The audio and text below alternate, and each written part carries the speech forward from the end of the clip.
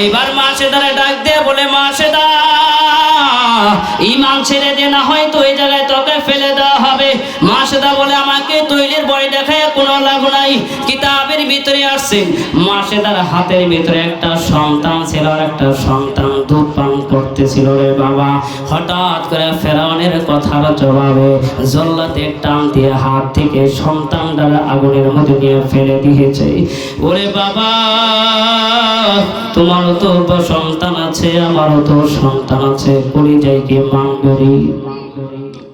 ও পর্দানের মা, তোমার দিলটারে তুমি নরম করে দাও রে মা। ঈমান কেমন ভাই জিনিস।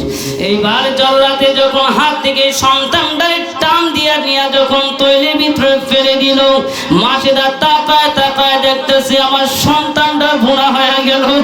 মাসেদা তাকায় তাকায় দেখে আমার সন্তানটা কেমন যেন আগুনের সাথে সাথে ভুনা হয়ে গেল। এইবার মাসেদারকে আবার জল্লাতে ডাক দিয়ে বলে, বলে জল্লাদ, এখনো সময় আছে, তুই ঈমানটা ছেড়ে দে। একটা সন্তান আমি তৈরির ভিতরে ছেড়ে দিলাম, তুই নিজ চোখে দেখলি তোর আরেকটা সন্তান দুধ পান করতেছে, সন্তানটা আগুনের মধ্যে আমি ফেলে দিব। মাসেদা বলে, না এখনো আমি ঈমান ছাড়বো না।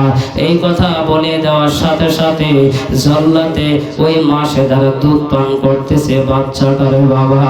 এই বাচ্চাটার কোল থেকে নিয়ে টান দিয়ে দিয়ে আগুনের মধ্যে ফেলে দিল রে বাবা। আগুনের মধ্যে ফেলে দেওয়ার পর মাসেদা চিৎকার দিয়ে জমিনে পড়ে গেছে, ডাক দিয়ে বলে, মালিক,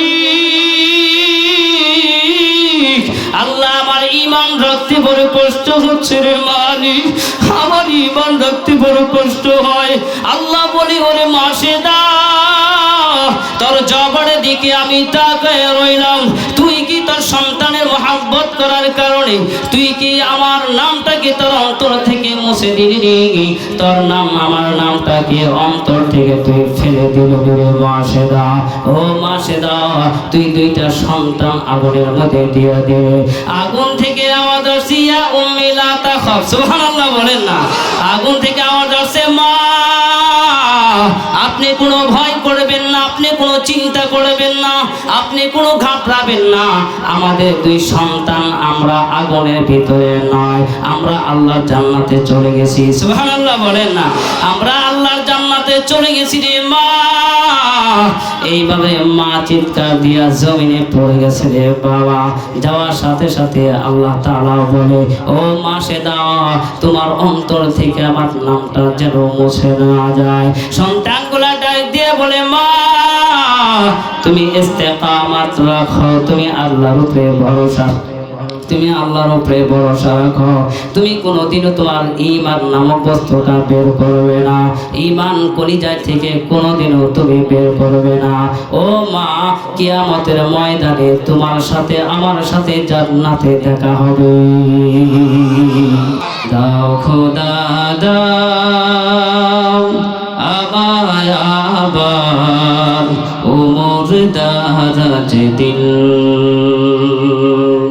দাও খোদা দাও আমায় আবার উমর দারাজ দিল। দেওয়ানির মতো বীর সেনানি জাগাতে নিখিল, দাও খোদা দাও আমায় আবার উমর দারাজ দিল, দাও খোদা দাও আমায় আবার উমর দারাজ দিল। হামজাকে দাও ঘরে ঘরে জীবন দিতে ওয়াকাতরে, আবার কাবা ভাঙতে এলে পাঠাওয়া বাবিল, দাও খোদা দাও আমায় আবার উমর দারাজ দিল, দাও খোদা দাও আমায় আবার উমর দারাজ দিল।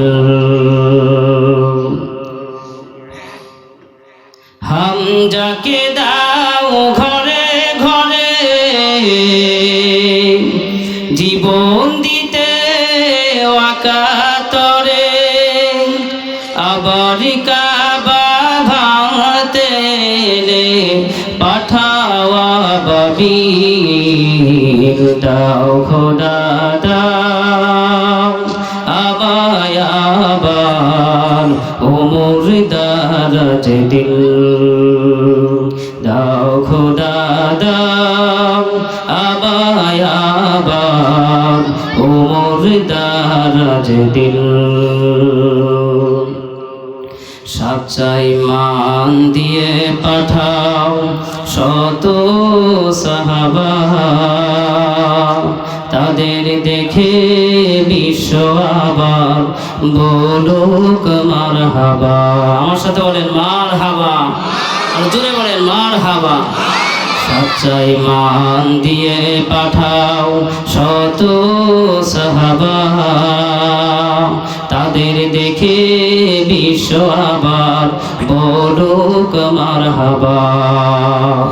আবারই পাঠাও আবু বকর ফেতনা ফাসাদ সুখ সম অনুর টুটুক পাহাড় সম দাও সে মনের মিল দাও খোদা দাও আমায় আবার ওমর দারাজ দিল দাও খোদা দাও আমায় আবার ওমর দারাজ দিল দেওয়ালির মতো বীর সেনানি দেওয়ালির মতো বীর সেনানি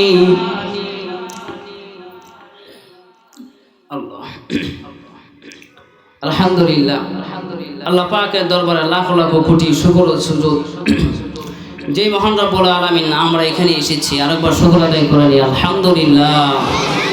জোরে বলি আলহামদুলিল্লাহ, সকলে বলি আল্লাহু আকবার, জোরে বলি আল্লাহু আকবার। আমরা আবার চাচ্ছি উমরের মতন একজন রাষ্ট্রনায়ক আমার এই বাংলার জমিনে আসো, ঠিক কিনা বলেন? উমর যেভাবে রাষ্ট্র পরিচালনা করেছেন আল্লাহর কাছে দোয়া করি আল্লাহ তুমি উমরের মতন আরো একজন রাষ্ট্রনায়ক আমার এই বাংলার জমিনে পাঠিয়ে দেন, আল্লাহুম্মা আমিন বলেন।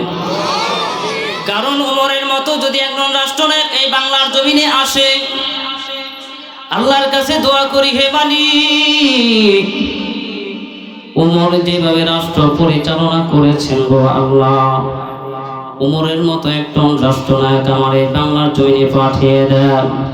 ও মালিক আপনি যদি আরেকবার উমরের মতো একজন রাষ্ট্রনায়ক আমার এই বাংলার জমিনে পাঠান তাহলে কোরআনের বিপক্ষে কথা বলার মতো কোনো মানুষ পাওয়া যাবে না, ঠিকই না বলেন না? আলেম ওলামাদের কি আর জেলবন্দি করে কখনো তাদেরকে জেলবন্দি করে রাখা হবে না, ঠিকই না বলেন না?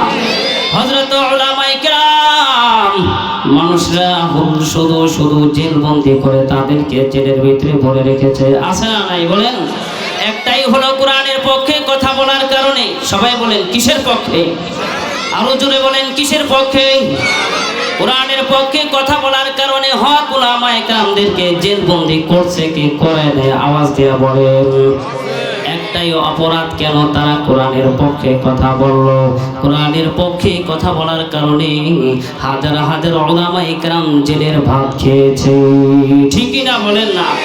আহমদ ইবনে হাম্বল কোরআনের পক্ষে কথা বলার কারণে 28 মাস পর্যন্ত জেলবন্দি ছিলেন। কত মাস? কথা বলে না, সবাই বলেন কত মাস? 28 মাস পর্যন্ত জেলবন্দি ছিলেন। একটাই শুধু কোরআন, এই কোরআনের পক্ষে কথা বলার কারণে 28 মাস পর্যন্ত জেলবন্দি ছিলেন। একটাই কথা ছিল, ওই সময় জালিম বাদশা বলেছিল একটা, ও আহমদ ইবনে হাম্বল তুমি বলো বলো এই যে কোরআন দেখতে পাচ্ছ এই কোরআনটা কি মাখলুক না কোরআন হলো কালামুল্লাহ? আহমদ ইবনে হাম্বল বলেছিল বাদশা আপনি যতটুকু বলেন আর নাই বলেন কেন কোরআন হলো কালামুল্লাহ। সুবহানাল্লাহ বলেন না? আরো জোরে বলেন কোরআন হলো কালামুল্লাহ, বললেই সওয়াব হয়। বলেন কোরআন হলো কালামুল্লাহ, সকলে বলেন কালামুল্লাহ। কারণ কালাম মানে হলো কথা, কালামুল্লাহ মানে হলো আল্লাহ পাকের কালাম, আল্লাহ পাকের কথা। আহমদ ইবনে হাম্বল শুধু এতটুকু বলার কারণে 28 মাস পর্যন্ত জেলবন্দি ছিলেন।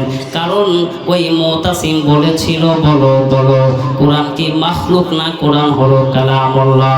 তিনি বলেছিলেন কোরআন হলো কালামুল্লাহ। সুবহানাল্লাহ বলেন না। তুমসা কোই হামদম কোই দম সাজ नहीं है, तुमसा कोई हमदम कोई दम साज नहीं है, बाती तो है हरदम मगर आवाज नहीं है, बाती तो है हरदम मगर आवाज नहीं है। अल्लाह अकबर बोलें ना। আহমদ ইবনে হাম্বল বলেছিল, বাদশাহ আপনি আমাকে কি মনে করেছেন? কোরআন হলো কালামুল্লাহ, এটাই হলো বাস্তব, এটার বিপক্ষে কেউ নাই। কোরআন এমন দামি জিনিস রে বাবা, কেউ যদি কোরআন তেলাওয়াত করে বাতি তো হাই হরদম মগর আওয়াজ রহি হাই। মানুষ মানুষের সাথে প্রেম করে, মানুষ মানুষের সাথে লাইন করে, ইফতিজিন করে, আছে না নাই বলেন? যখন যৌবন এক যৌবক একটা ছেলে, জোয়ান একটা ছেলে, জোয়ান একটা মেয়ে যখন গোপনে কথা বলে, এইভাবে কি মাইক লাগায় কথা বলে না, আস্তে আস্তে কথা বলে, কথা বলে না। তারা যখন ফোন দেয়, খাতার নিচে গিয়া ফোন দেয়, কম্বলের নিচে গিয়া ফোন দেয়, চিপায় চাপায় গিয়া ফোন দেয়, আছে না নাই? আল্লাহর সাথে কেউ যদি প্রেম করতে চায়, আল্লাহ তাআলা বলেন ওই ব্যক্তি যদি কোরআন তেলাওয়াত করে, ওই ব্যক্তি যেন আল্লাহর সাথে একজন প্রেমিক হয়ে গেল। সুবহানাল্লাহ বলে না। বাতি তো है हरदम मगर आवाज नहीं है, बाती तो है हरदम मगर आवाज नहीं है।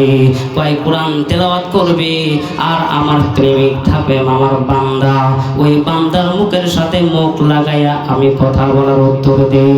সুবহানাল্লাহ বলে না। আহমদ ইবনে হাম্বল বলেছিলেন বাদশার সামনে, ও বাদশাহ আপনি কি মনে করেছেন আমি কিন্তু কোরআনকে কালামুল্লাহ বলেছি?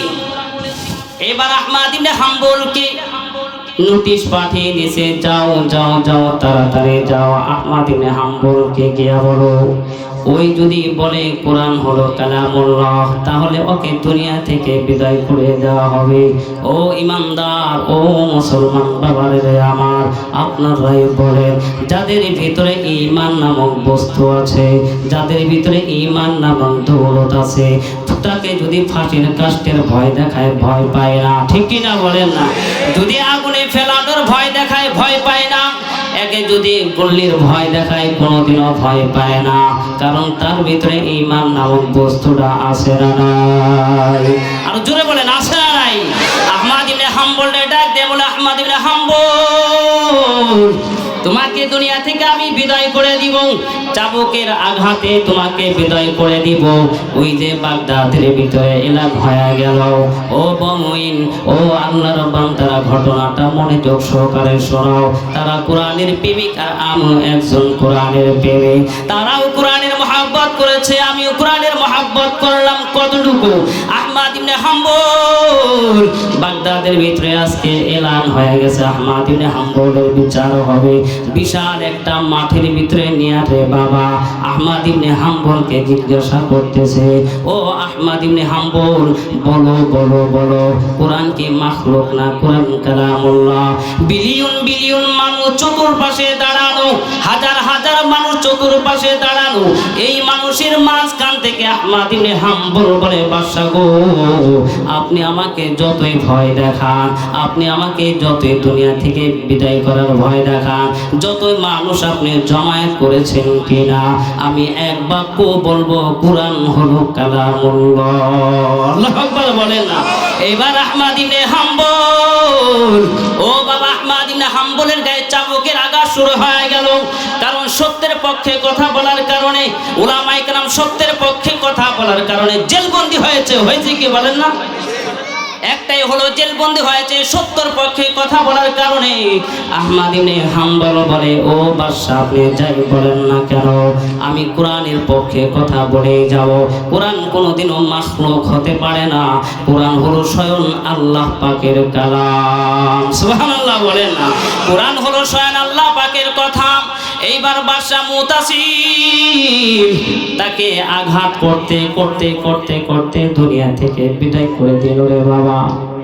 ও বাবা, বহুত উলামায়ে কেরামদেরকে জেলবন্দি করে রেখে দুনিয়া থেকে কিন্তু জালেম বাদশা বিদায় করেছে কি করে নাই? আওয়াজ করেন, বলেন করছে কি করে নাই? আহমদ ইবনে হাম্বল এতটুকু সত্য বলার কারণে চাবুকের আঘাতে তার দুনিয়া থেকে বিদায় করে দিল। আহমদ ইবনে হাম্বল যেদিন দুনিয়া থেকে চলে গেলেন, মানুষ মিত্র হওয়ার সাথে সাথে পা থেকে নিয়ে মাথা পর্যন্ত একটা চাদর সুন্দর করে ঢেকে দেয়, কি দেয় না বলেন? কিতাবের ভিতরে আছে আসলামা 20 আলফান ইয়াওমা ওয়াফাতিহি। সুবহানাল্লাহ বলেন না, আসলামা 20 আলফান ইয়াওমা ওয়াফাতিহি। আহমদ ইবনে হাম্বল যেই দিন দুনিয়া থেকে চলে গেলেন, তার মাথার উপরে একটা চাদর সুন্দর করে ঢেকে রাখা হয়েছিল। প্রত্যেকটা মানুষ, প্রত্যেকটা যে কয়টা বেঈমান তার চেহারা দেখেছিল মৃত্যুর চেহারা। বলে আসলামা 20 আলফান ইয়াওমা ওয়াফাতিহি, তার মৃত্যুর চেহারা দেখে 20,000 বেঈমান মুসলমান হয়ে গেছে। সুবহানাল্লাহ বলেন না, 20,000 বেঈমান, 20,000 বেঈমান তার মৃত্যুর চেহারা দেখে মুসলমান হয়ে গেছে। এইবার মুতাওয়াক্কিল ডাক দিয়া বলে, মুতাওয়াক্কিল ডাক দিয়া বলে, ও মুতাওয়াক্কিল যাও যাও যাও, আহমদ ইবনে হাম্বলকে যে স্থানে জানাজা দিতেছে, এখন তো জানাজা দেওয়ার জন্য রওনা হয়ে গেছে, জানাজা দিবে। জানাজায় কত সংখ্যক মানুষ হয়েছে রে বাবা, যখন আমি জানাজার সংখ্যাটা বলবো চিৎকার দিয়ে আল্লাহু আকবার বলবে। মুতাওয়াক্কিল ডাক দিয়ে বলে, মুতাওয়াক্কিল যাও যাও, আহমদ ইবনে হাম্বলের জানাজায় কত সংখ্যক মানুষ হয়েছে একটু স্কেল দিয়ে মাপ দিয়ে আসো। ওই সময় কোনো ক্যালকুলেটর ছিল না, ওই সময় কোনো বৈজ্ঞানিক প্রযুক্তি ছিল না, শুধু ছিল স্কেল আর স্কেলের মাপ ছিল। আহমদ ইবনে হাম্বলের জানাজায় কত সংখ্যক মানুষ হয়েছে, মুতাওয়াক্কিল গিয়া স্কেল দিয়া মাপ দিয়ে সে বলে, ও বাদশা নামদার, আহমদ ইবনে হাম্বলের জানাজায় 1,000 নয়, 2,000 নয়, 1 লক্ষ নয়, 2 লক্ষ নয়, তার জানাজায় 25 লক্ষ মানুষ অংশগ্রহণ করেছে। আল্লাহু আকবার বলেন। আমার জীবন আমারই মরণ, আমার জিন্দেগি, আমার জীবন আমারই মরণ, আমার জিন্দেগি। ইয়া ইলাহি, আল্লাহু আকবার বলেন না, ইয়া ইলাহি কবুল করো আমার বন্দেগি, আমার জীবন আমারই মরণ, আমার জিন্দেগি, আমার জীবন আমারই মরণ, আমার জিন্দেগি। আমি যে প্রভু অতি অসহায়, নিরাশ্রয় দুর্বল, আমি যে প্রভু অতি অসহায়, নিরাশ্রয় দুর্বল, তুমি পারো দিতে শক্তি, তুমি পারো দিতে শক্তি, দিনের অনুভূতি। আমার জীবন আমারই মরণ, আমার জিন্দেগি, আমার জীবন আমারই মরণ, আমার জিন্দেগি। সকলে বলি আল্লাহু আকবার, আরো জোরে বলি আল্লাহু আকবার। আহমদ ইবনে হাম্বল তার জানাজার দৃশ্য, তার জানাজায় অংশগ্রহণ করেছে 25 লক্ষ মুসলমান। এবার আহমদ ইবনে হাম্বলকে যে জায়গায় গুরুস্থানে তার দাফন করা হয়েছে, ও বাবা কিতাবের ভিতরে এসেছে বাদা মিয়াতাইনি ওয়া সালাসিনা সানাতান, কয় আহমদ ইবনে হাম্বলকে এবারে গুড়ে রাখা হয়েছে। গুড়ে রাখার 230 বছর পর যখন তার গুড়ের মাটি সরানো হয়েছে, কিতাবের ভিতরে আসছেন ওই ব্যক্তি সাক্ষী দেয় 230 বছর পর গুড়ের মাটি সরিয়ে দেখে মনে হয় এই মুর্দারকে এই মাত্র দাফন করা হয়েছে। সুবহানাল্লাহ বলে না। অথচ চলে গেছে কত বছর? 230 বছর বাদ মিয়াতাইনি ওয়া সালাসিনা সানাতান, 230 বছর পর তার মাটি খনন করে দেখে এই মুর্দাটা এখনো জীবিত অবস্থায়। সুবহানাল্লাহ বলে না। কারণ একটাই, তার ভিতরে ঈমান নামক বস্তু ছিল। তার ভিতরে ঈমান নামক বস্তুটা থাকার কারণে আল্লাহ পাক আজ পর্যন্ত তাকে কবরের ভিতরে সুস্থ রেখেছে। ঠিক কি না বলেন না? এইবার হয় মুমিন, আমরা যেই ইমাম আকীদা অনুসরণ করে আহমদ ইবনে হাম্বলের, আমরা আবু হানিফা রাহিমাহুল্লাহু আনহু, যিনি আমাদের বড় সবচেয়ে বড় ইমাম, ওই আবু হানিফা রাহিমাহুল্লাহু আনহুর জানাজার দৃশ্য দেখে 90,000 কাফের মুসলমান হয়ে গেছে। সুবহানাল্লাহ বলে না। কত হাজার? 90,000 কাফের মুসলমান হয়ে গেছে। ইমাম কারি তো এবার জানাজার দৃশ্য দেখে 50,000 কাফের মুসলমান হয়ে গেছে। সুবহানাল্লাহ বলেন না। আহমদ ইবনে হাম্বলের জানাজার দৃশ্য দেখার পর 25 লক্ষ মানুষ তো অংশগ্রহণ করেছে। তার জানাজার দৃশ্য দেখে 60,000 কাফের মুসলমান হয়ে গেছে। সুবহানাল্লাহ বলেন না। এটাই তো আমাদের আকাবির, এরাই হচ্ছে আমাদের আকাবির। হে মুমিন, হযরতে সাদ রাদিয়াল্লাহু আনহু আল্লাহর নবীর একজন সাহাবী, সবচেয়ে দামি একজন সাহাবী। ভাই আওয়াজ কমে গেল এটা। হযরতে সাদ রাদিয়াল্লাহু তাআলা আনহু দুনিয়া থেকে যেই দিন বিদায় নিয়ে চলে গেলেন, সাদ রাদিয়াল্লাহু আনহু আল্লাহর নবী পয়গম্বর হাঁটি হাঁটি পা পা করে আসতেছেন, কিন্তু পা আজকে গোড়া মাটিতে নামান না। মাটি গোড়ায় এই পার গোড়াটা মাটির সাথে লাগায় না, শুধু এই পাও উঁচু উঁচু করে হাঁটে। সাহাবায়ে কেরাম জিজ্ঞেস করেন, ইয়া রাসূলুল্লাহ, আপনি কেন পাও উঁচু উঁচু করে হাঁটেন, কি কারণে? আল্লাহ নবী পয়গম্বর বলেন, ও সাহাবাইয়ারা, তোমরা তো দেখতেছো না, আমি তো নবীজি দেখতে পাচ্ছি।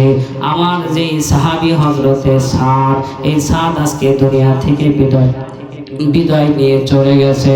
আমার এই সাদের জানাজা দেওয়ার জন্য আল্লাহর আরশ থেকে 70,000 ফেরেশতা দুনিয়ায় পদার্পণ করেছে।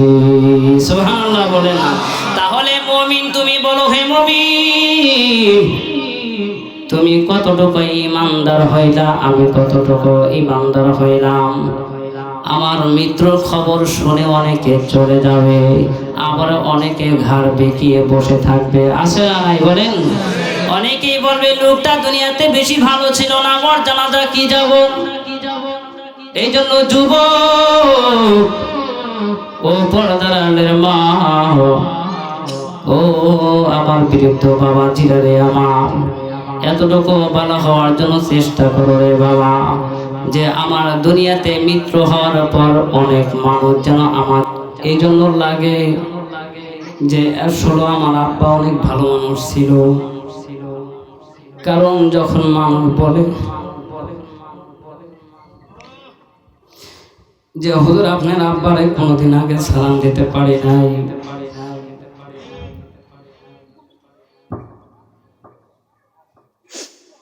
তখন নিজের অনেক বড় দামি মনে করি, যে আসলে আমার আব্বা একজন ভালো ছিল।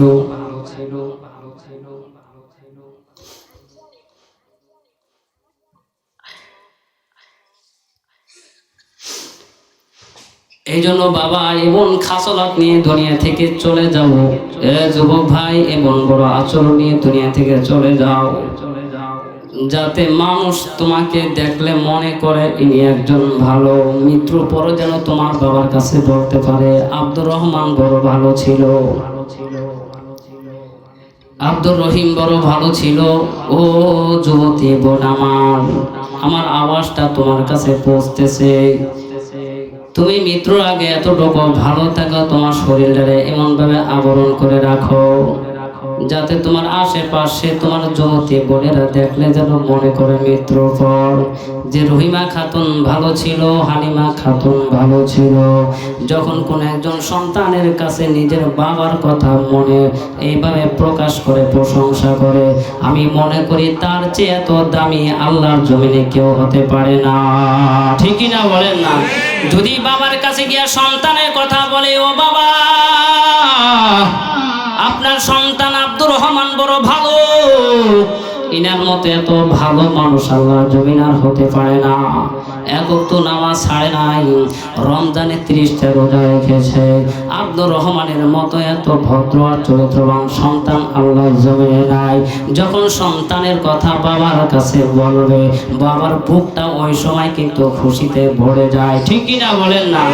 বাবার কাছে গিয়া যখন সন্তানের কথা বলবে, তখন বাবার কলিজা ভরে যায়।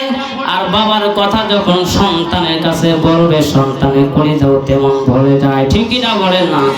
আপনি এমন যোগ্যতা অর্জন করেন, মানুষের মাঝখান থেকে যেন আপনার বাবার কথা ওঠার পর যেন মানুষ ভালো বলে, ও যুবক, আর হঠাৎ করে তোমার বাবা বেশি ভালো ছিল না, কোনো জায়গায় গিয়েছ, মানুষ বলবে অচরিত্রর ঘরে অচরিত্রই হয়েছে। ঠিকই না বলেন না?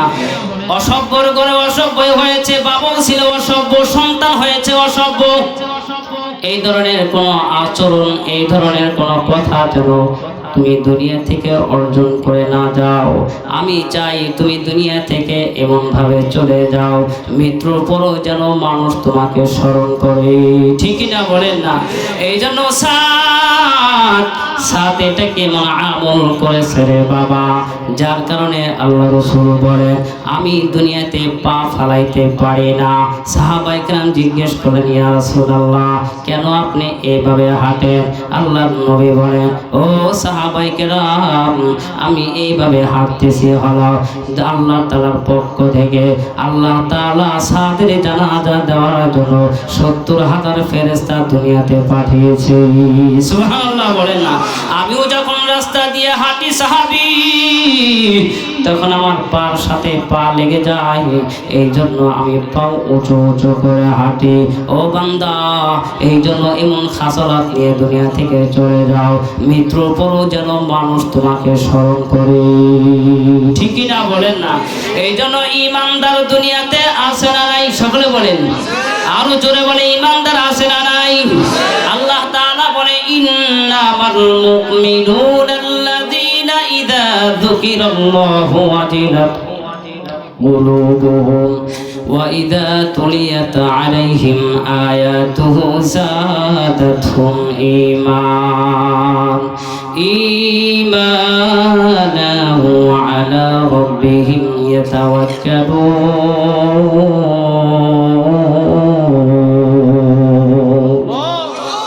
এটাই তো ইমানদার। ইন্নামাল মুমিনুল ঈমানওয়ালা কাকে বলে? মুমিন। ইমানের একটা ইতিহাস স্বল্প সময়ের ভিতরে শুনে যায়। ও পর্দারের মা, তুমি সুন্দর মতো ঘটনাটা শোনে মা। ঈমানওয়ালা কাকে বলে? ঈমানের নূর। ঈমান নিয়ে যে ব্যক্তি দুনিয়া থেকে বিদায় নিয়ে চলে যাবে, আল্লাহর কাছে কত বড় দামি হবে। ঘটনাটা বলি যাই, তোরে মাখতুরের ভিতরে এসেছে, দূরে মাখতুরের ভিতরে এসেছে। মাসেদা নামে একজন ব্যক্তি, একজন মহিলা, কোন একজন ফেরাউনের কন্যার মাথা প্রতিদিন সাজুগুজু করিয়ে দেয়, আছড়িয়ে দেয়। ও বাবা, তোমার ভিতরে কেমন ঈমান, আমার ভিতরে কেমন ঈমান। ও পর্দারের মা, তোমার ভিতরে কেমন ঈমান আর মাসেদার ভিতরে কেমন ঈমান। কিতাবের ভিতরে আসছে নাম দুইটা হবে, মাসেদা হবে না হয়তো মুসাইদা হবে। ওই মুসাইদা ফেরাউনের কন্যার মাথা প্রতিদিন সাজুগুজু করিয়ে দেয়, আছড়িয়ে দেয়। হঠাৎ করে মাথা আছড়ানোর সময় চিরুনিটা জমি হাত থেকে জমিনে পড়ে গেছে। আমাদের মুসলমানের হাত থেকে যখন কোনো কিছু পড়ে যায়, ওই সময় কিন্তু ইন্না লিল্লাহ অথবা আল্লাহু আকবার বলি। ঠিক কিনা বলেন না?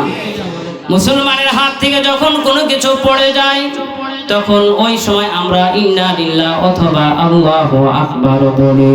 মাসেদা হাত থেকে যখন চিরুনিটা জমিনে পড়ে গেছে তখন মাসেদা বলছেন ইন্না লিল্লাহ অথবা আল্লাহু আকবার। এই কথা এই কন্যা শোনার সাথে সাথে মাসেদারে ডাক দিয়া বলে, ওরে মাসেদা, তুমি কার নাম লইলা? তুমি কি আমার আব্বাকে কি খোদা মানো না? মাসেদা ডাক দিয়া বলে, না, তোমার আব্বারে কোনোদিনও আমি খোদা মানতে পারি না। আল্লাহু আকবার বলেন না। ওই ব্যক্তি হলো হক কথা, যে ব্যক্তি, ওই ব্যক্তি হলো বড় জিহাদকারী, যে ব্যক্তি বাদশার সামনে হক কথা বলে, এই ব্যক্তি হলো বড় জিহাদকারী। এইবার মাসেদা ডাক দিয়া বলে, না না, কোনোদিনও তোমার বাবাকে আমি খোদা মানতে পারি না।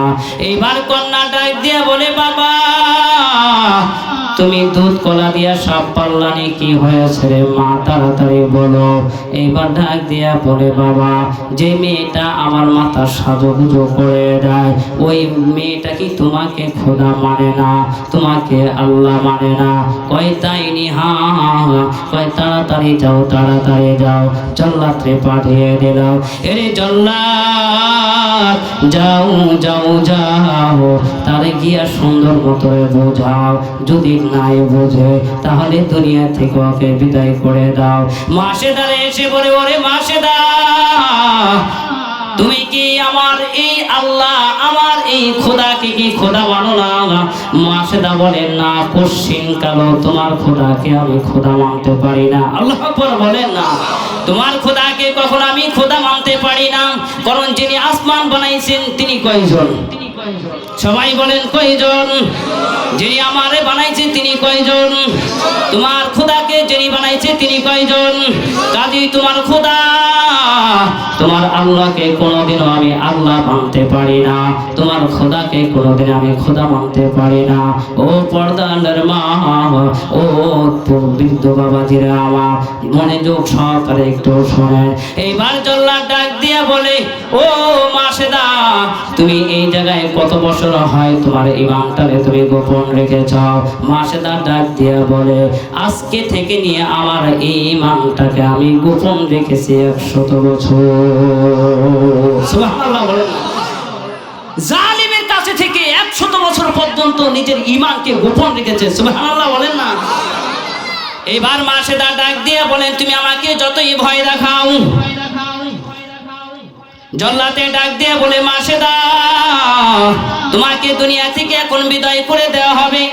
তুমি যদি ঈমান ছেড়ে না দাও, আমার খোদাকে যদি খোদাই নাই মানো। মাসেদা ডাক দিয়া বলে, তুমি আমাকে বল্লভের গলির ভয় দেখায়ও না, তুমি আমাকে ফাঁসির কাস্টে ঝোলাইয়া মারবা ভয় দেখায়ও না, তুমি আমাকে আগুনে জ্বালাইয়া পুড়ে মারবা ভয় দেখায়ও না, তুমি আমাকে তৈলের ভিতরে ফালাইয়া তুমি আমাকে মারবা ভয় দেখায়ও না। যতই ভয় দেখাও, আমি মাসেদার অন্তর থেকে ঈমান বের করতে পারবি না। সুবহানাল্লাহ বলেন না। আমার এই মাসেদা অন্তর থেকে তুমি আমার ঈমান বের করতে পারবা না। এইবার ফেরাউনে ডাক দিয়া বলে, ওরে জল্লাদ, ওর জন্য তুমি একটা জ্বলন্ত আগুনের ব্যবস্থা করে দাও। কিতাবের ভিতরে 3টা ব্যাখ্যা এসেছে, হয়তো আগুন হবে, না হয়তো প্রজ্বলিত কোনো জিনিস হবে, না হয়তো তৈল হবে, যেহেতু হাড্ডি থেকে গোশত আলাদা হয়ে গেছে রে মা। ও বৃদ্ধ বাবাজিরা রে, শোনেন ঘটনাটা, শোনেন, হৃদয় নিয়ে শোনেন। দেখেন আপনার চক্ষু দিয়ে ফোঁটা পানি পড়েনি রে বাবা। এইবারে জল্লাদ ডাক দিয়া বলে, ওরে মাসেদা, তোমাকে এখন দুনিয়া থেকে আমি বিদায় করে দিব। কি দিয়ে বিদায় করবা? ওই যে দেখো, তোমার জন্য বিশাল বড় একটা কড়াই বানাইছি, তোমার জন্য বিশাল বড় একটা চুলা বানিয়েছি, ওই চুলার উপরে বিশাল বড় একটা কড়াই দিছে, ওই কড়াইয়ের উপরে অনেকগুলা তাল ছাড়িয়ে দিছে রে বাবা। একদিন না, 2 দিন নয়, 3 দিন 4 দিন হয় এই তৈলগুলাকে গরম করেছে। শুধুই গরম না রে বাবা, তৈলগুলো টকবক টকবক টকবক টকবক করে মাসেদারে ডাক দিয়ে বলে, মাসেদা, ওই যে দেখো তোমার জন্য আমি তৈরি রেখেছি, এখনো সময় আছে, তুমি ঈমানটা ছেড়ে দাও। মাসেদা বলে আমাকে তৈলের ভয় দেখায় কোনো লাভ নাই, আমাকে কোনো অপরলোকের ঘূর্ণির ভয় দেখায় কোনো লাভ নাই। যতই ভয় দেখাও না কেন, আমার মাবুদের নাম আমার কলব থেকে বের করতে পারবি না। সুবহানাল্লাহ বলেন না। এইবার মাসেদারে ডাক দিয়ে বলে, মাসেদা ঈমান ছেড়ে দে, না হয় তো এই জায়গায় তোকে ফেলে দেওয়া হবে। মাসেদা বলে আমাকে তৈলের ভয় দেখায় কোনো লাভ নাই। কিতাবের ভিতরে আসছে মাসেদার হাতের ভিতরে একটা সন্তান ছিল, আর একটা সন্তান দুধ পান করতেছিল রে বাবা। হঠাৎ করে ফেরাউনের কথার জবাবে জল্লাদের টান দিয়ে হাত থেকে সন্তানটার আগুনের মধ্যে নিয়ে ফেলে দিয়েছে। ওরে বাবা, তোমারও তো সন্তান আছে, আমারও তো সন্তান আছে, কলিজায় কি মাঙ্গরি। ও পর্দানের মা, তোমার দিলটারে তুমি নরম করে দাও রে মা। ঈমান কেমন ভাই জিনিস। এইবার জল্লাতে যখন হাত থেকে সন্তানটারে টান দিয়া নিয়ে যখন তৈলের ভিতরে ফেলে দিল, মাসেদা তাকায় তাকায় দেখতেছে আমার সন্তানটা ভুনা হয়ে গেল। মাসেদা তাকায় তাকায় দেখে আমার সন্তানটা কেমন যেন আগুনের সাথে সাথে ভুনা হয়ে গেল। এইবার মাসেদারকে আবার জল্লাতে ডাক দিয়ে বলে, ওরে জল্লাদ, এখনো সময় আছে, তুই ঈমানটা ছেড়ে দে। একটা সন্তান আমি তৈলের ভিতরে ছেড়ে দিলাম, তুই নিজ চোখে দেখলি তার আরেকটা সন্তান দুধ পান করতেছে, সন্তানটা আগুনের মধ্যে আমি ফেলে দিব। মাসেদা বলে, না এখনো আমি ঈমান ছাড়বো না। এই কথা বলে দেওয়ার সাথে সাথে জল্লাতে ওই মাসেদার দুধ পান করতেছে বাচ্চাটার বাবা। এই বাচ্চাটার কোল থেকে নিয়ে টান দিয়ে দিয়ে আগুনের মধ্যে ফেলে দিল রে বাবা। আগুনের মধ্যে ফেলে দেওয়ার পর মাসেদা চিৎকার দিয়ে জমিনে পড়ে গেছে, ডাক দিয়ে বলে, মালিক, আল্লাহ আমার ঈমান রাখতে বড় কষ্ট হচ্ছে রে মালিক, আমার ঈমান রাখতে বড় কষ্ট হয়। আল্লাহ বলি, ওরে মাসেদা, তোর জবানের দিকে আমি তাকায় রইলাম, তুই কি তোর সন্তানের মহব্বত করার কারণে তুই কি আমার নামটাকে তোর অন্তর থেকে মুছে দিলি? তোর নাম আমার নামটাকে অন্তর থেকে তুই ফেলে দিলি রে মাসেদা। ও মাসেদা, তুই দুইটা সন্তান আগুনের মধ্যে দিয়ে দে। আগুন থেকে আওয়াজ আসছে, ইয়া উম্মি লা তাখাফ। সুবহানাল্লাহ বলেন না। আগুন থেকে আওয়াজ আসছে, মা আপনি কোনো ভয় করবেন না, আপনি কোনো চিন্তা করবেন না, আপনি কোনো ঘাবড়াবেন না। আমাদের দুই সন্তান আমরা আগুনের ভিতরে নয়, আমরা আল্লাহর জান্নাতে চলে গেছি। সুবহানাল্লাহ বলেন না। আমরা আল্লাহর জান্নাতে চলে গেছি রে মা। এইভাবে মা চিৎকার দিয়া জমিনে পড়ে গেছে রে বাবা। যাওয়ার সাথে সাথে আল্লাহ তাআলা বলে, ও মাসেদা, তোমার অন্তর থেকে আমার নামটা যেন মুছে না যায়। সন্তানগুলা ডাক দিয়ে বলে, মা তুমি ইস্তেকামাত রাখো, তুমি আল্লাহর উপরে ভরসা, তুমি আল্লাহর উপরে ভরসা রাখো। তুমি কোনোদিনও তোমার ঈমান নামক বস্তুটা বের করবে না, ঈমান কলিজা থেকে কোনোদিনও তুমি বের করবে না। ও মা, কিয়ামতের ময়দানে তোমার সাথে আমার সাথে জান্নাতে দেখা হবে। এইবার মাসেদা ডাক দিয়ে বলে, জল্লাতে ডাক দিয়ে বলে, মাসেদা এখনো সময় আছে, ঈমানটা ছেড়ে দে। মাসেদা ডাক দিয়া বলে, একে একে আমি দুইটা সন্তান আমি আগুনের ভিতরে দিয়ে দিলাম, এখন আমার দুনিয়াতে আরো বাকি আছে কি, তাও ঈমান কোনোদিনও ছাড়বে না। এইবার ফেরাউন ডাক দিয়ে বলে, জল্লাদ তাড়াতাড়ি তাড়াতাড়ি মাসেদার হাত পাও বেঁধে আগুনে ফেলে দাও।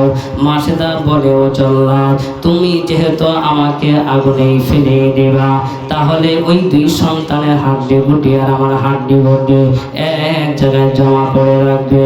কিয়ামতের ময়দানে আল্লাহর কাছে যেন বলতে পারি, আল্লাহ আমরা ঈমান নামক বস্তু নিয়ে দুনিয়া থেকে এসেছি। সুবহানাল্লাহ বলেন না। এইবার মাসেদাকেও জল্লাতে হাত পাও বেঁধে বাবা আগুনের ভিতরে ফেলে দিয়েছে। তৈলের ভিতরে ফেলে দেওয়ার সাথে সাথে মাসেদাও গুনাহ হয়ে গেল। ওই জল্লাতে হাড্ডি গুটি গুলি এক জায়গায় জমা করে রাখছে। আল্লাহর নবী সরকারে দো আলম নবী পয়গম্বর কে নিয়ে জিবরাইল আলাইহিস সালাতু ওয়াস সালাম মিরাজে যাচ্ছে। যাওয়ার সময় আল্লাহর নবী হযরতে জিবরাইল বলে, ও জিবরাইল, আমরা মনে হয় জান্নাতের কাছে চলে এসেছি। সুবহানাল্লাহ বলেন না। ওরে জিবরাইল, আমরা মনে হয় জান্নাতের কাছে চলে এসেছি। জিবরাইল বলে, না, আমরা জান্নাতের কাছে এখনো পর্যন্ত আসি নাই। আল্লাহর রাসূল বলে, তাহলে কেন আমরা জান্নাতের ঘ্রাণ পাইতেছি? সুবহানাল্লাহ বলেন না। জিবরাইল বলে, নবীজি, জান্নাতের ঘ্রাণ পাইতেছেন ওই ফেরাউনের জমানায় একজন মাসেদা ছিল, যার ঈমান নিয়ে দুনিয়া থেকে চলে এসেছে। সাথে দুইটা নবজাতক শিশু ছিল। এই তিনজনকে নিয়ে তারা তৈরির ভিতরে ফেলে দিয়েছে। আল্লাহ কোনোদিনও তার কলব থেকে ঈমান বের করতে পারে নাই। ওই দুই সন্তান আর মাসেদার হাড্ডি গুটির ভিতরে থেকে এখন এই জান্নাতের ঘেরান আসতেছে। সুবহানাল্লাহ বলে না। এটাই হলো ঈমান, এটাই বলো ঈমানের নূর, এটাই বলো ঈমানের নূর। আল্লাহ তাআলা বলেন, ইন্নামাল মুমিনুন, মুমিন হইলই তারা, মুমিন হইলই তারা। আল্লাহ তাআলা বলেন, কোন একজন মুমিন যখন পুলসিরাতের কাছে যাবে, আয়াতের ব্যাখ্যা এসেছে পুলসিরাতটা পুরা অন্ধকার থাকবে রে বাবা, পুরাই অন্ধকার। ওই অন্ধকার পুলসিরাতের কাছে যাওয়ার সাথে সাথে প্রত্যেকটা ঈমানওয়ালার নূর, প্রত্যেকটা ঈমানওয়ালার নূর তার ঈমানের পাওয়ার দেখার পর পুরা পুলসিরাতটা আলোকিত হয়ে যাবে। সুবহানাল্লাহ বলেন না। প্রত্যেকটা ঈমানওয়ালার ঈমানি পাওয়ার, প্রত্যেকটা ঈমানওয়ালার নূর, তার নূরে পুরা পুলসিরাতটা আলোকিত হয়ে যাবে। পুলসিরাতের উপর দিয়ে যখন ঈমানওয়ালা বান্দা যাবে, যাওয়ার সাথে সাথে সাথে সাথে পুলসিরাত থেকে আওয়াজ আসবে, মালিক, আপনার এই বান্দারা আপনি তাড়াতাড়ি পার করে নিয়ে যান। সুবহানাল্লাহ বলেন না। ও মালিক, আপনার এই বান্দারা আপনি তাড়াতাড়ি পার করে নিয়ে যান, আমার উপর থেকে তাড়াতাড়ি পার করে নিয়ে যান। পুলসিরাত থেকে আওয়াজ আসার পর আল্লাহ বলবেন, ও পুলসিরাত, তোমার মুখ থেকে আওয়াজ বের হলো। পুলসিরাত বলবেন, হে মালিক, তোমার এই বান্দার দিকে আমি তাকালাম, তোমার এই বান্দার কলবের দিকে তাকায় দেখি ঈমানের বাড়ি নূর। আল্লাহ, তোমার এই বান্দার দিকে তাকায় দেখি ঈমানের বাড়ি ভরপুর। আল্লাহ, তোমার এই বান্দার কলবের দিকে তাকায় দেখি লা ইলাহা ইল্লাল্লাহ বাড়ি ভরপুর। আল্লাহ, তোমার এই বান্দার কলবের দিকে তাকায় দেখি নামাজ রোজায় বাড়ি ভরপুর। আয় আল্লাহ, তোমার এই বান্দার কলবের দিকে তাকায় দেখি রাত্রে তাহাজ্জুদের নামাজের নূর। আল্লাহ, তোমার এই বান্দার কলবের দিকে তাকায় দেখি তাহাজ্জুদের নূর। আল্লাহ, তাকায় দেখি ইশরাক নামাজের নূর। আল্লাহ, তাকায় দেখি আওয়াবিন নামাজের নূর। আল্লাহ, তাকায় দেখি যাকাতের বাড়ি নূর। আয় আল্লাহ, তাকায় দেখি তোমার রাসূলের নূরে বাড়ি ভরপুর। আয় আল্লাহ, এই নূর নিয়ে যদি আমার উপর দিয়ে যায় তাহলে আমি পুলসিরাত ঠিক থাকতে পারবো না। সুবহানাল্লাহ বলেন না। ও মালিক, আপনি তাড়াতাড়ি পার করে নিয়ে যান, তাড়াতাড়ি পার করে নিয়ে যান। ঈমানের পাওয়ার আমরা সহ্য করতে পারবো না। আল্লাহ পাক ওই সমস্ত ব্যক্তিকে বিজলি আকারে 30 বছরের রাস্তা আল্লাহ পাক 1 সেকেন্ডের ভিতরে পার করে নিয়ে যাবে। সুবহানাল্লাহ বলেন না। এইবার পুলসিরাত অতিক্রম করার পর বাম থেকে আওয়াজ আসবে, হে মালিক। জাহান্নাম থেকে আওয়াজ আসবে, আল্লাহ, তোমার এই বান্দারে আমার মধ্যে ফেলে দিও না। সুবহানাল্লাহ বলেন না। আরে মিয়া, জাহান্নাম থেকে আওয়াজ আসবে, জাহান্নাম থেকে আওয়াজ আসবে, আল্লাহ, তোমার এই বান্দারে আমার মধ্যে ফেলে দিও না রে আল্লাহ। জাহান্নামে হলো প্রত্যেকটা অপরাধীর চায়, প্রত্যেকটা গুনাহগারকে চায়। কিন্তু ও জাহান্নাম, তুমি কেন বলো এই ব্যক্তি তোমার ভিতরে নিতে চাও না? জাহান্নামে বলেন মালিক, তোমার এই বান্দার কলবের দিকে তাকায়া দেখলাম ঈমানের বাড়ি ভরপুর। সুবহানাল্লাহ বলেন না, ঈমানের বাড়ি নূর। ও যুবক ভাই, কত মানুষ আছে, কত যুবক অনেক কথাই বলবে যে তুমি এখন মুসল্লি হয়ে গেছো, কথায় কান দিও না। তুমি এখন নামাজি হয়ে গেছো, কথায় কান দিও না। এখন বয়ানে যাওয়ার দরকার নাই, কথায় কান দিও না। এখন মসজিদে যাওয়ার দরকার নাই, কথায় কান দিও না। এখন দাঁড়িয়ে রাখার দরকার নাই, কথায় কান দিও না। ও যুবতী বোন, তোমার অনেক বোন বলবে এখনো সাজুগুজুর সময়, এখন তুমি সাজুগুজু করে তুমি বাহিরে বের হয়ে যাও, নিজের ইজ্জত এখন প্রকাশ করো। না না না, এখন ইজ্জত গুলা হলো ঢাকার সময়, এখন নিজের ইজ্জত আবর হলো ঢাকার সময়। এখন আর সুযোগ নাই বাহিরে প্রকাশ করার জন্য। নিজের নিজের ঈমানটা যদি তুমি গোপন রেখে যেতে পারো রে বাবা, তৌসিরাতের পর থেকে আসবে জাহান্নাম, জাহান্নাম থেকে আওয়াজ আসবে মালিক রে, আপনার ওই বান্দারে আমার মধ্যে ফেলে দেন না। কেন রে হে জাহান্নাম, তুমি বললা আমার মধ্যে ফেলে দিতে নিষেধ করলা কেন? বলে আল্লাহ, তোমার ওই বান্দার কলবের ভিতরে তাকাইলাম, আল্লাহ তাকায়া দেখি নামাজ রোজায় কলবটা বাড়ি ভরপুর। সুবহানাল্লাহ বলেন না, আয় আল্লাহ কলবটা হলো নামাজ রোজায় বাড়ি ভরপুর। আয় আল্লাহ কলবটা হলো দান দক্ষিণায় বাড়ি ভরপুর। আল্লাহ কলবটা হলো রাত্রে তাহাজ্জুদের নামাজে ভরপুর। আল্লাহ এই নূরওয়ালা কলব জিনিয়া যদি আমি জাহান্নামের মধ্যে ফেলে দাও, তাহলে আমি জাহান্নামটা পুরাপুরি নিভে যাব। সুবহানাল্লাহ বলেন না। এই জন্য যেই যাক বলো, যেই যাই বলো, কথা শোনা যাবে না, কথা শোনা যাবে, কথা শোনা যাবে না। জাহান্নামের বড় আযাব, জাহান্নামের বড় ভয়ঙ্কর। আল্লাহ পাক বলেন মা সালাকাকুম ফি সাকার ক্বালু লাম নাকু মিনাল মুসাল্লিন ওয়া লাম নাকু নুতঈমুল মিসকিন ওয়া কুন্না নাখুদু মা'আল খায়িদিন। এ যুবক এখনো বুঝে নাও, ও যুবতী, ও যুবতী বোন, তুমি একটু বুঝে নাও রে বোন। ও যুবক ভাই, ও বীরদুরানি বাপ, আর একটু বুঝে নাও। তুমি যে ঘরের চাল খেয়েছ, মা সালাকাকুম ফি সাকার ক্বালু লাম নাকু মিনাল মুসাল্লিন। দোস্ত দোস্তরে বলবে জাহান্নামে যাবে, বহু দোস্ত আছে, বহু মানুষ আছে জাহান্নামে যাবে। এক বন্ধু নামাজ পড়ে, আরেক বন্ধু নামাজ পড়ে না, আসে না নাই বলে? এক দাড়িওয়ালা, এক দাড়ি পাকাওয়ালা লোক নামাজ পড়ে, আরেক দাড়ি পাকাওয়ালা লোক টিভির ঘরের সামনে বসে আছে, আসে না নাই? আহা, বড় আফসোস লাগে। হায়াত বাড়ি স্বল্প, হায়াত বাড়ি স্বল্প, অথচ এখনো পর্যন্ত চেহারার ভিতরে ভাঁজ পড়ে গেছে, এখনো পর্যন্ত টিভির সামনে কুক্কার মতো তাকিয়ে আছে, আসে না নাই? এতে শান্তি নাই, ঘরের ভিতরেও শান্তি নাই, বউ পোলাপানের ভিতরেও শান্তি নাই, আত্মীয় স্বজনের ভিতরেও শান্তি নাই, রুজি রোজগারের ভিতরেও শান্তি নাই, শুধু দিলের ভিতরে অশান্তি আর অশান্তি। খোঁজ নিয়ে দেখেন, দিলের ভিতরে অশান্তি আর অশান্তি। বাড়িতে গেলে বোর দাবরানি, পোলাপানের গাল গালাস, বাপ মার হলো পিছার বাড়ি। এইতে এদের কারণে এরা ঘরে বসে থাকতে পারে না। কি করব, রাতকে রাত দিনকে দিন টিভির সামনে এসে বসে থাকে, আসে না নাই বলো? যুবকদের কোনো কাম নাই, মোবাইল নিয়ে ব্যস্ত, ঠেলতেছে, ধাক্কাইতেছে, এত ধাক্কায় একবারও সরে না, সরছেনি কোনো সময়? ধাক্কাইতেছে ধাক্কাইতেছে, কিন্তু শরীরে আর দেখে না। কি ঠেলো বলো, কি ধাক্কাও, যতই ধাক্কাও কিন্তু ধাক্কানের কারণে সরেনি বলেন, বরং আরো আসতেছে, আরো আসতেছে। মুরব্বীদের বড় আফসোস লাগে। ওই মুরব্বীদেরকে দেখলে আল্লাহ পাক ঘৃণিত নজরে তাদের দিকে তাকিয়েছেন, যারা মুরব্বী বসে দাড়ি পাকার পরও যারা গুনাহ করে।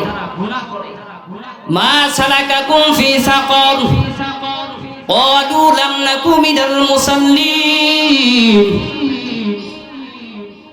আল্লাহ পাক বলবেন ওই দিনকে একদল জাহান্নামে যাবে আর একদল জান্নাতে যাবে, একদল জাহান্নামে যাবে আর একদল জান্নাতে যাবে। এক বন্ধু একই সাথে দুনিয়াতে কত মিছিল করেছে, মিটিং করেছে। এক বন্ধু জাহান্নামে যাবে আর এক বন্ধু জান্নাতে যাবে। হঠাৎ করে এক বন্ধু ডাক দিয়ে বলবেন, আল্লাহ তো আমাকে এখন জান্নাতে দিয়ে দিয়েছেন, আমার সেই বন্ধুটাকে একটু খুঁজ নেই। একই সাথে তো আমরা কত জায়গায় ঘুরেছি, একই সাথে কত জায়গায় ফিরেছি। ওই আমার বন্ধু, আজকে আল্লাহ পাক আমাকে জান্নাতে দিলেন, এখন আমার সেই বন্ধুরা কই? আল্লাহ পাক একটা অর্ডার দিয়া দিবে, একটা অনুমতি দিয়া দিবে, তোমার সেই বন্ধুরা কই? ওই জান্নাতি বন্ধু ঘুরতে ঘুরতে ঘুরতে ঘুরতে যাবে, যাওয়ার পর দেখবে আমার বন্ধুরা জাহান্নামের ভিতরে পড়া। ওই বন্ধু জাহান্নামের ভিতরে পড়ে যাওয়ার কারণে এই দোস্ত ডাক দিয়ে বলবে, হে দোস্ত, তুমি কেন আজকে জাহান্নামের ভিতরে আসছো, তুমি একটু বলো। ওই দোস্ত বলবে, চারটা জিনিস করার কারণে। সবাই বলেন কয়টা? আরো জোরে বলেন কয়টা? এই চারটা দোষ কি আপনার ভিতরে আছেনি? দেখেন আমার ভিতরে আছেনি। চারটা দোষ হলো, এক নাম্বার হলো ওই দোস্ত ডাক দেয়া বলবে, চারটা অপরাধ করার কারণে আজকে আমি আল্লাহ জাহান্নামে চলে আসছি। চারটা দোষের ভিতরে একটা দোষ হলো, মা সালাকাকুম ফি সাকর ক্বালু লাম নাকু মিনাল মুসাল্লিন। মা সালাকাকুম ফি সাকর, কেন তুমি সাকারের ভিতরে এসেছো? তুমি কেন এই জাহান্নামের ভিতরে এসেছো? তুমি একটু বলো। দোস্ত বলবে, হে দোস্ত, তুমি আর আমি তো একই সাথে মাঠে কত জায়গায় গিয়েছি, একই সাথে তো কত জায়গায় খেলেছি, একই সাথে তো কত মিছিলে গিয়েছি। তুমি যেই ঘরের চাউল খেয়েছো, আমি তো সেই ঘরের চাউল খেয়েছি। তুমি যেই রাস্তা দিয়ে চলেছো, আমি তো সেই রাস্তা দিয়ে চলেছি। তুমি যেই মিছিল মিটিংয়ে গিয়েছিলাম, আমিও তো সেই মিছিল মিটিংয়ে গিয়েছিলাম। তুমি যেই জায়গায় গিয়েছো, আমি তো সেই জায়গায় গিয়েছিলাম। তাহলে কেন আজকে তুমি জাহান্নামের ভিতরে আসলা? তুমি বলো। ওই দোস্ত বলবে, মা সালাকাকুম ফি সাকর ক্বালু লাম নাকু মিনাল মুসাল্লিন। ওই দোস্ত বলবে, দোস্ত রে, আজকে আমি জাহান্নামের ভিতরে আসছি একটা কারণ। প্রথম কারণটা হলো লাম নাকু মিনাল মুসাল্লিন, আমি কোনোদিন মুসল্লি ছিলাম না। আমি মসজিদে গিয়া কোনোদিনও নামাজ আদায় করি নাই, আমি মসজিদে গিয়া কোনোদিনও সেজদা দেই নাই।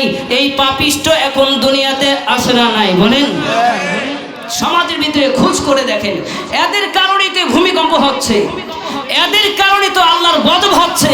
তোমাদের কারণে ভালো ভালো ঈমানওয়ালা ব্যক্তি তোমার কারণে কষ্ট পাচ্ছে।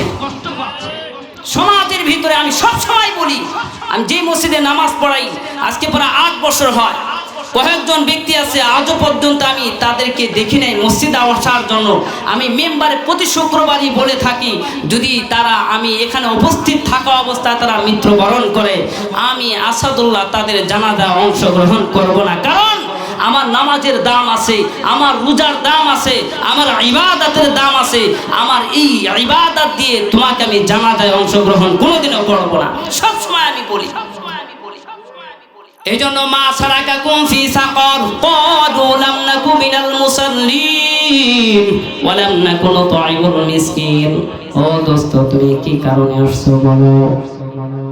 দেখবেন টিভির সামনে গিয়া দেখবেন চেহারা ভরায়া গেছে। মসজিদ কোন দিকে বলতেই পারে না, মসজিদ কোন দিকে বলতেই পারে না। কোন দিকে মসজিদ, কোন দিকে পশ্চিম, কোন দিকে পূর্ব, কোন দিকে দক্ষিণ, কোন দিকে উত্তর, এখনো পর্যন্ত বহু মুরব্বীরা আছে বলতেই পারে না, বলতেই পারে না। আফসোস লাগে। ওই দোস্তকে বলবে, কি কারণে আসছো বলো? দোস্ত বলবে, মা সালাকাকুম ফি সাকর ক্বালু লাম নাকু মিনাল মুসাল্লিন। ও দোস্ত, আমি জাহান্নামে আসছি নামাজ না পড়ার কারণে। নামাজ না পড়ার কারণে আজকে আমি জাহান্নামের ভিতরে এসেছি। আল্লাহর নবী পয়গম্বরের কাছে একজন লোক এসে বিচার দিলেন, ইয়া রাসূলুল্লাহ, আজকে আমার উটটা আমাকে রাত্রেবেলা ঘুমাইতে দেয় নাই। কি কারণে? রাত্রেবেলা এই উটটা হলো কর্কশ কণ্ঠে আওয়াজ করেছে, যার কারণে আমি রাত্রেবেলা ঘুমাইতে পারি নাই। আল্লাহ রাসূল বলেন, হে ব্যক্তি, যাও যাও যাও, ওই তুমি ওই উটটারে ডাক দাও। উটটা এসে আল্লাহ রাসূলের সামনে আসছে। আসার হাঁটি হাঁটি পা পা করে আস্তে আস্তে আসছে। আসার পর আল্লাহ রসুলের সামনে এমন ভাবে বসছে, কিতাবের ভিতরে আসছে যেমন আমরা নামাজি ব্যক্তি নামাজে যেভাবে বসি, নামাজের সুরতে যেভাবে বসি, ওটা এসে আল্লাহ রসুলের সামনে নামাজের সুরতে বসছে। সুবহানাল্লাহ বলেন না? ওটা এসে আল্লাহ রসুলের সামনে নামাজের সুরতে বসছেন। আল্লাহ রসুল বলেন, ও তুমি কেন রাত্রিবেলা তোমার মালিককে ঘুমাইতে দাও নাই? তোমার মালিক কি খাবার কম দিয়েছিনি? বলে না, আমার মালিক আমাকে রাত্রিবেলা খাবার কম দেয় নাই। তোমার মালিকে তোমার জন্য কি ভালো আবাসনের ব্যবস্থা করেছে? কয় হ্যাঁ, সুন্দর আবাসনের ব্যবস্থা করেছে। তাহলে কেন তোমার মালিককে তুমি ঘুমাইতে দাও না? তোমার মালিক কি সারাদিন তোমাকে খাটনি করায়নি? কয় না, আমার মালিকও আমার সাথে সারাদিন ভর খাটে। তাহলে কেন তো রাত্রেবেলা তোমার মালিককে তুমি ঘুমাইতে দাও না? এইবার ডাক দিয়া বলে, নবীজি রে, কেন আমি রাত্রে ঘুমাইতে দেয় নাই? আমার মালিক যখন সন্ধ্যা হয়ে যায়, সন্ধ্যা হয়ে যাওয়ার সাথে সাথে আমার মালিক তার শয়ন কক্ষে চলে যায় আর আমাকে গোল ঘরে বেঁধে রেখে আসে। ও নবীজি, যখন সন্ধ্যা হয়ে যায় ওই সময় আমার মালিক ঘুমায়া যায়, মাগরিবের নামাজ আদায় করে না, ইশারের নামাজ আদায় করে না। ও রাসূল, যখন গভীর রাত হয়ে যায় ওই সময় আমি আল্লাহর দিলের ভয় আমার ভিতরে চলে আসে। সুবহানাল্লাহ বলেন। আমি উঠেও বলে আল্লাহর ভয়, আল্লাহর ভয় আমার দিলের ভিতরে চলে আসছি। ইয়া রাসূলুল্লাহ, আসার সাথে সাথে আমি কর্কশ কণ্ঠে আমি ডাক দিয়া বলি, ও মালিক, আপনি তাড়াতাড়ি ঘুম থেকে ওঠে, আপনি তাড়াতাড়ি ঘুম থেকে ওঠে। আপনি মালিক, আপনার মালিকের কদমে আপনি সেজদা দেন। আপনি সারাদিন বন আমার নিয়ে আপনি ব্যস্ত থাকে, আপনার তো একজন মালিক আছে, আপনি ওই মালিকের কদমে সেজদা দেন। হুজুর, আমার তো এই ছিল ভাষা, এই ছিল ভাষা। এই আওয়াজ করে আমি আমার মালিককে ঘুম থেকে জাগিয়ে দেই আর আমার মালিক মনে করে আমি কর্কশ কণ্ঠে আমার মালিকের ঘুম আমি নষ্ট করে দেই। না না না, ও রাসূল, এই আওয়াজ করে আমার মালিককে আমি জাগাইয়া দেই। সুবহানাল্লাহ বলেন না? এটাই হলো উটের ভিতরে দয়া, উটের ভিতরে কেমন বাড়ি মায়া, উটের ভিতরে কেমন বাড়ি দয়া রে বাবা। তাহলে একটা উটের ভিতরে যদি নামাজের মহব্বত থাকে, তাহলে আমরা আল্লাহর নিয়ামত খাচ্ছি, আল্লাহর নিয়ামতের উপর দিয়া চলছি, অথচ আমাদের ভিতরে উটের সমপরিমাণ মহব্বত নাই। আছে না নাই? আরো জোরে বলেন, আছে না নাই? এই খাচ্ছত আমার ভিতরে নাই, জানোয়ারের চেয়েও খারাপ হয়ে গেলাম। তাহলে ওই দোস্ত বলবে, হে দোস্ত, কি কারণে আসছো? বলে, আমি জাহান্নামে আসছি, নামাজের কারণে আসছি, কোনোদিনও আমি নামাজ পড়ে দেখি নাই। 2 নাম্বার, কি কারণে আসছো তো বলো। মা সালাকাকুম ফি সাকার, ক্বালু লাম নাকু মিনাল মুসাল্লিন ওয়া লাম নাকু নুতঈমুল মিসকিন। 2 নাম্বার কারণ দেখুন তো আসেনি। তাহলে 1 নাম্বার বললাম নামাজ পড়ি না, এটা সবাই পড়ি না। কথা বলেন, আছে না নাই? জোরে বলেন, আছে না নাই? তাহলে আল্লাহ তাআলার কথা সূরা মুদ্দাসসিরের আয়াত। 2 নাম্বার হলো কি কারণে দোস্ত তুমি জাহান্নামে আসছো বলো। বলে, ওয়ালাম নাকু নুতঈমুল মিসকিন। এই খাসিয়ত কি আমাদের এলাকার নেতাদের মধ্যে আছে না নাই? বলতেছি কোরআনের আয়াত, সূরা মুদ্দাসসিরের। বলবে, হে দোস্ত, তুমি কেন জাহান্নামে আসছো একটু বলো। দোস্ত বলো, ওয়ালাম নাকু নুতঈমুল মিসকিন। 2 নাম্বার কারণ হলো আমি মিসকিনের মাল আত্মসাৎ করে খেয়েছি, এই কারণে আজকে আমি এই জাহান্নামের ভিতরে আসছি। আমার মনে হয় এতিমের মাল আত্মসাৎ করে খাওয়ার মতো এলাকার মধ্যে এমন কোনো লোক নাই। আসেনি? বলেন, আরো জোরে বলেন, কথা বলেন, আছে না নাই? করোনার সময় দেখেন নাই, সরকার থেকে বহু খাবার দিয়েছিল, কিন্তু আমাদের বড় বড় মাথা বুদ্ধিজীবীরা তাদের খাটের নিচে, তাদের ঘরের নিচে মাটি খুদে এই গরিবের হক তারা লুকায় রাখছে। রাখি কি রাখে নাই? বলেন, আর জোরে বলেন, রাখি কি রাখে নাই? তাহলে এই দোস্তকে বলবে, হে দোস্ত, ওয়ালাম নাকু নুতঈমুল মিসকিন। কি কারণে তুমি আসছো একটু বলো, একটু বলো। ওই দোস্ত বলো রে, আমি গরিবের মাল না দেওয়ার কারণে, আমি মিসকিনকে মাল না দেওয়ার কারণে যত ট্যানারি আসতো সমস্ত ট্যানারিগুলি আমি নিজে নিজে খেয়েছি, যার কারণে আজকে আমি এই জাহান্নামের ভিতরে আসছি। আল্লাহর নবী বলে, কোন একজন এতিম পাওয়ার পর যদি ওই এতিমের মাথায় হাত দেয়, এতিমের মাথায় হাত দেওয়ার পর তার হাতের নিচে যতগুলা লোম পড়বে, যতগুলা পশম পড়বে, আল্লাহর নবী বলেন তার ততগুলা পশমের অনুযায়ী আল্লাহ তাআলা তার আমলনামার মধ্যে নেক জমা করে দিবে। সুবহানাল্লাহ বলেন না। এতিম, এতিম পাইলে গলায় ধাক্কা দেওয়া না, এতিম পাইলে হলে এতিমের মাথায় হাত দেওয়া।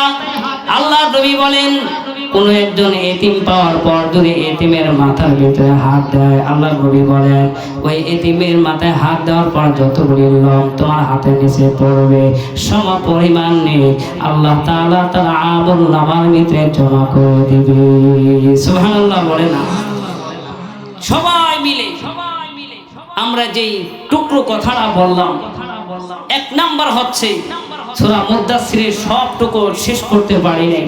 প্রধান অতিথি চলে এসেছে, জননিন্দিত মুফাসসির, প্রখ্যাত ওয়াইজ, সারা বাংলার আনাচে কানাচে যার সুমধুর কণ্ঠে বয়ান করে থাকেন হাজার হাজার যুবক, যার প্রেমিক, যার ভক্ত, জনাব হযরত মাওলানা মুফতি জাকির হোসেন জাহানাবাদী হাফিজাহুল্লাহ হুজুর আমাদের মাঝে চলে এসেছেন। হুজুরের জন্য আপনারা সকলে দোয়া করবেন। আর আপনাদের সম্মুখে আমি ভাঙ্গা কণ্ঠে যতটুকু আমি আলোচনা করতে পেরেছি, আল্লাহ পাক যেন সর্বপ্রথম আমাকে আমল করা যেন তৌফিক দান করুক, আমিন বলেন। আল্লাহ তাআলা আপনাদেরকে আমল করা যেন তৌফিক দান করুক, সকলে বলেন আমিন। ঢাকা মাহফিল, সুস্থ সমাজ গড়ার বিপ্লবী চেতনায়।